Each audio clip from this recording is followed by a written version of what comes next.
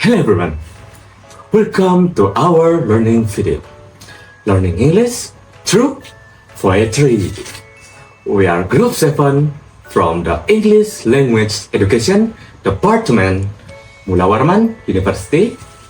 In this video, we are going to explore how a simple and beautiful poem can open our hearts and touch our imaginations, and even help us learn English in a more meaningful way.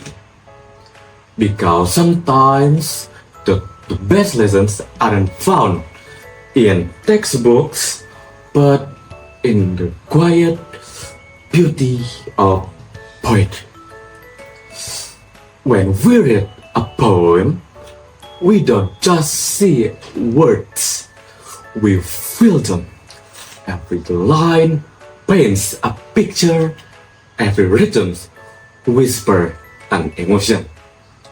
Today, we will read a short but beautiful poem by Christina Rossetti, titled "The Boats Sail on the Rivers." Through this poem, we will see how nature and language can flow together, just like rivers and clouds in the sky. But before that, I want you to look at these two pictures. Here we have a bridge and a rainbow. Both are beautiful, right? But if you had to choose, which one do you think is more beautiful? Keep that question in your mind, because it's the same question Rossetti explored in her poem, but in her own gentle and poetic way. Let's find out together. Boats Sail on the Rivers by Christina Rossetti. Boats sail on the rivers, and ships sail on the seas. But clouds that sail across the sky are prettier far than these. They are bridges on the rivers, as pretty as you please. But the bow that bridges heaven and overtops the trees, and builds a road from earth to sky, is prettier far than these.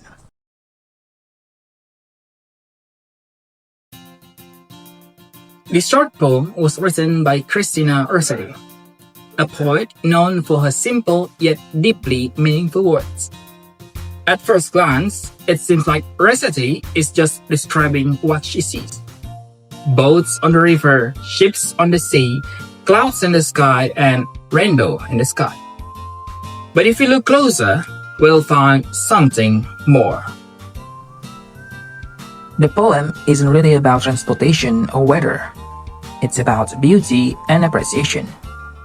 Rossetti is comparing the beauty of things created by humans, like boats, ships, and bridge, with something created by nature, the clouds, and the rainbow. She concludes that the clouds are prettier than the boat, and the rainbow is prettier than the bridge. That one simple line, "are prettier than this," expresses gratitude and wonder for the natural world. It reminds us that what comes from nature often holds a deeper kind of beauty, one that we sometimes forget to notice. Now, if you look at the line carefully, clouds are prettier than this. There is something interesting about the structure. Rossetti is making a comparison. She's comparing clouds to boats and ships. And the word prettier shows how she does it. In English, when we want to compare two things, we change or modify the adjective. Just like pretty becomes prettier. So without realizing it, this poem doesn't just express emotion. It also shows us how comparative adjectives work in a natural, poetic way. Language and art come together here beautifully. The poem speaks to our hearts, while the grammar helps our minds understand how meaning is built. Isn't that beautiful? Let's take a closer look at how comparative adjectives actually work in English. Through this video, you are expected to be able to apply the comparative adjective structure and able to make simple sentences using comparative adjectives.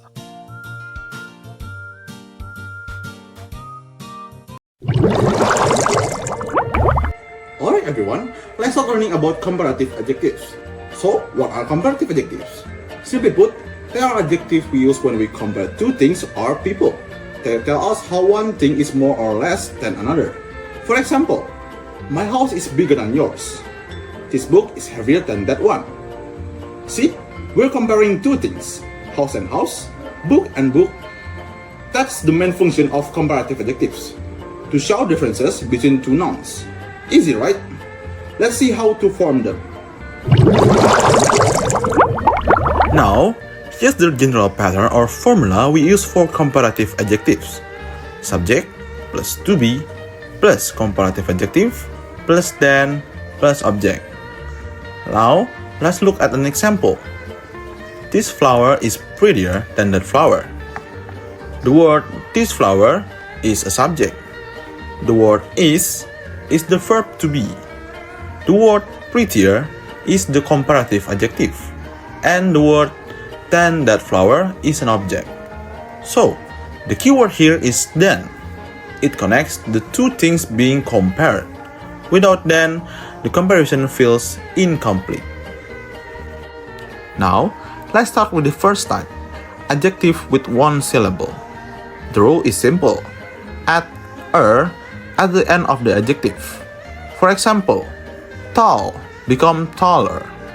John is taller than Lisa. Big becomes bigger. My bag is bigger than yours. Hot becomes hotter. Today is hotter than yesterday. But be careful. When the adjectives end with one vowel plus one consonant, double the last letter before adding For example, big becomes bigger. Fat becomes fatter. Got it? Alright, let's move to the next one. Next, adjectives with two syllables. Some of them add especially if they end in y. Change y to I and add For example, happy becomes happier. I am happier today. Crazy becomes crazier.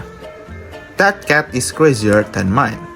But not all two syllables adjective takes Some and all adjective with three or more syllables use more or less before the adjectives. For example, beautiful becomes more beautiful. Dangerous becomes more dangerous. Expensive becomes more expensive. For example, this painting is more beautiful than that one. So, remember, the longer the adjective, the more likely it uses more instead of Now, of course, English wouldn't be in English without an exceptions. Some adjectives don't follow any of the previous rules. They are called irregular adjectives. For example, good becomes better, bad becomes worse, and far becomes farther or further. For example, this movie is better than the last one. My test result is worse than yesterday. The school is farther than the park.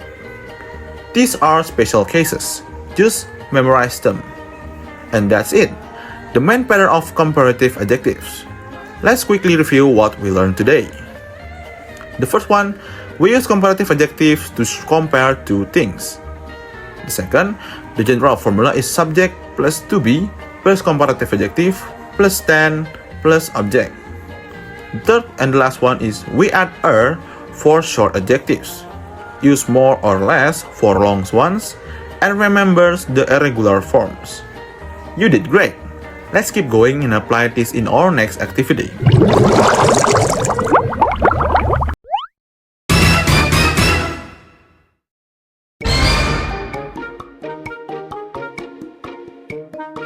Alright everyone, let's check your understanding.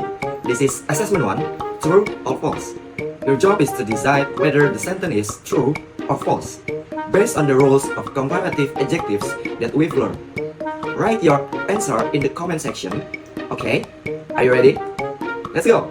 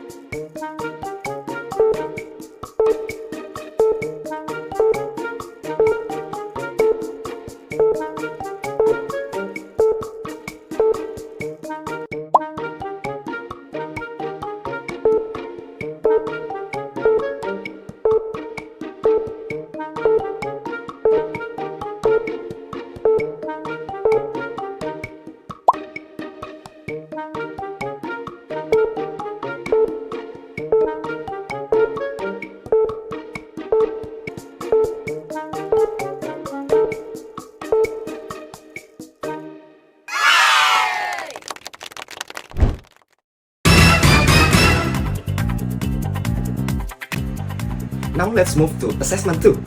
Fill in the blanks. Look carefully at the picture on your screen.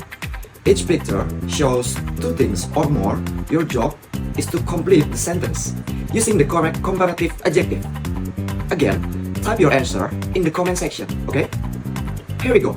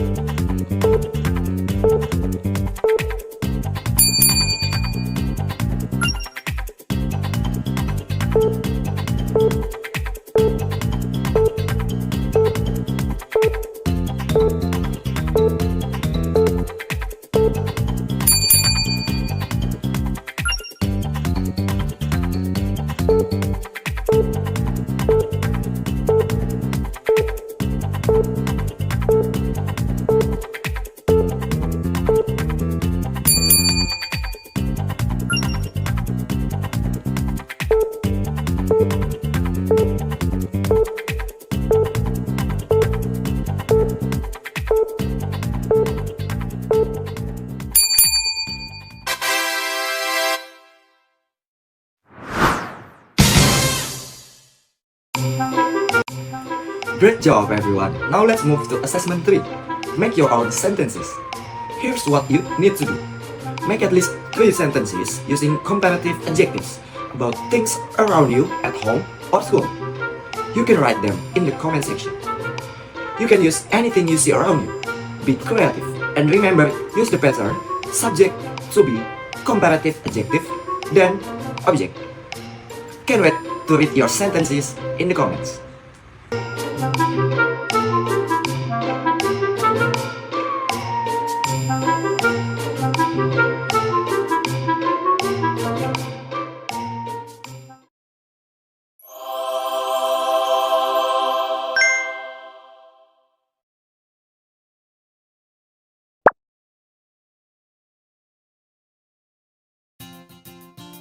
We've just explored how a simple poem, The Boat Sail on the Rivers, can teach us more than just words.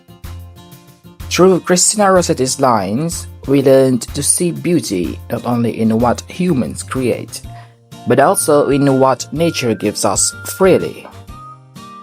And through that beauty, we found something new, a way to understand language.